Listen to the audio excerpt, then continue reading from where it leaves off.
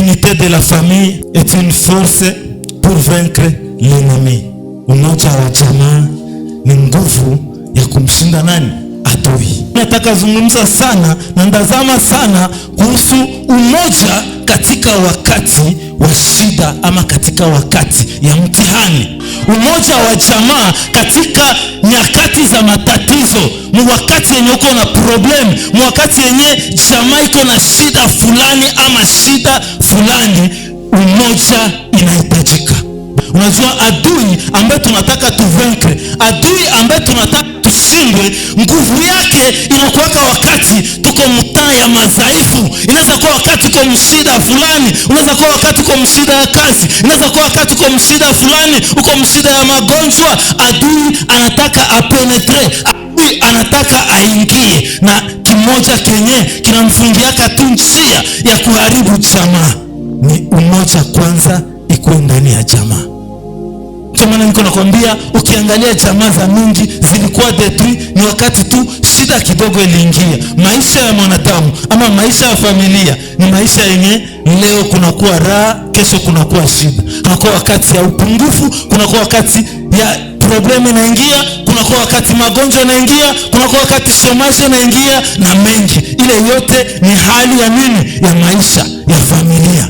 Kusema familia inakuwa kinaishi zile etape mbili. Etape yenye iko muabondance na kila kitu kiko bien, na kama umoja iko ile wakati adui haezi pata njia. Vile vile kifika etape ambapo mnaingia muupungufu, mnaingia mshida, kama umoja iko adui haezi pata njia. Lakini wakati ambapo watu wanapimaka tu, wakati uko mshida, mafikiri inakuwa mingi, mawazo yanakuwa mingi ya kutafuta gisi utajitosha pale, na njoo wakati adui anatakaka atafute mulango.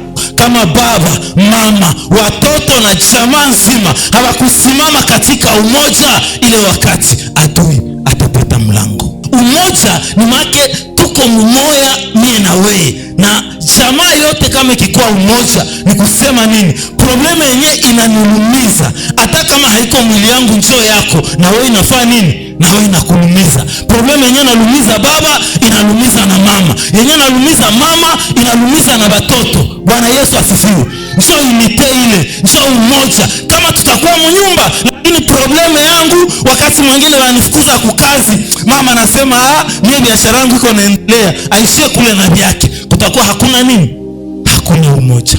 Zile ndio zinafanyaka adui akie detruire jamaa. Maana adui hana objectif ingine, objectif yake moja ni kuharibu jamaa. Maana kila kitu kyote kenye kinakuwaka na kenye kinaweza endelea, source yake inatokaka mjamaa. Kama jamaa haikusimama vizuri, hakuna kile kenye kinaendaka mbele. Kama jamaa haikusimama, nchi haikuenda mbele. Kama jamaa haikusimama, kazi hazitaenda mbele. Kama jamaa hazikusimama, mlima mtakatifu haitaenda mbele. Kama jamaa hazikusimama, uchumi haitakuwa. Sema jamaa ndio baze ya kila kitu, ndio maana ya vita ya jamaa kutokuisha.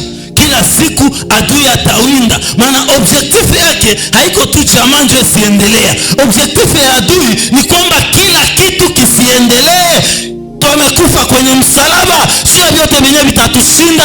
Problema yenye tapata jamaa, hatutakimbilia fasi nyingine, tutakimbilia kwa Yesu, maana yeye peke ndio solution. Kama mtoto asha kushinda, hapana fukuza mjamaa, piga magoti, ambia baba, badilisha huu. Biblia inaniambia hakuna kenye kinamshindaka, yeye ndio anawezaka yote, yeye ndio anawezaka kila kitu. Kenye unamuitia tu, lazima solution ilishakuwa kabla hujasema.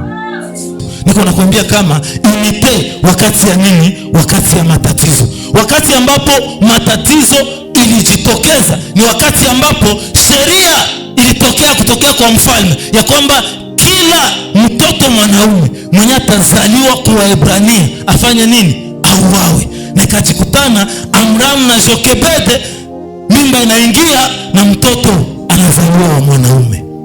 Lakini problema ilikuya, haiko baba ndio alileta, haiko mama ndio alileta, ama haiko mtu fulani ndani ya jamaa. Problema ilikuya kutokana na nini? Na amri ya mfalme. Lakini batu katika katika jamaa biko oblige kufanya nini? Kutafuta solution. Kwa kuko shida za mingi zinaweza kuwa ndani ya maisha yako. Usianze angalia baba, usiangalie huku. Probleme yenye tuko tunaishi leo, 80% ya papa ni bashomere. Haiko juu ya kusema komunya alitaka, lakini maisha inatusukuma pale. Kama pale hautajua kuelewa ile, adui ataingia. Kama mtu hatajua kuelewa pale njo adui ataingia. Lakini probleme ikuwe mie njo nilileta, ikuwe mama njo alileta, ikuwe mtoto wala ikuwe ilijitokeza, mimi naamini kama umoja ikikuwa hakuna kenye kinaweza shindikana. Umoja ikikuwa ndani ya jamaa na probleme yenye ilikuya mnjia moya ama ingine, solution itapatikana. Kuna kitu kia nguvu mjamaa kushindia umoja. Hata mkuwe na mali na pesa zae, kama hamuko kwa umoja pale mbele mtaambiana. Esprit ya comprehension inahitajika.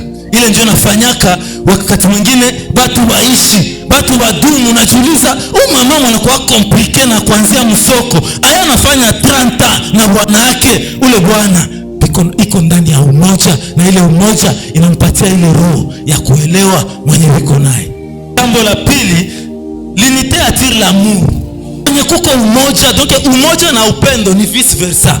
Lakini jambo la tatu, l'unité inaletaka kitu yenye tunaitaka entraide.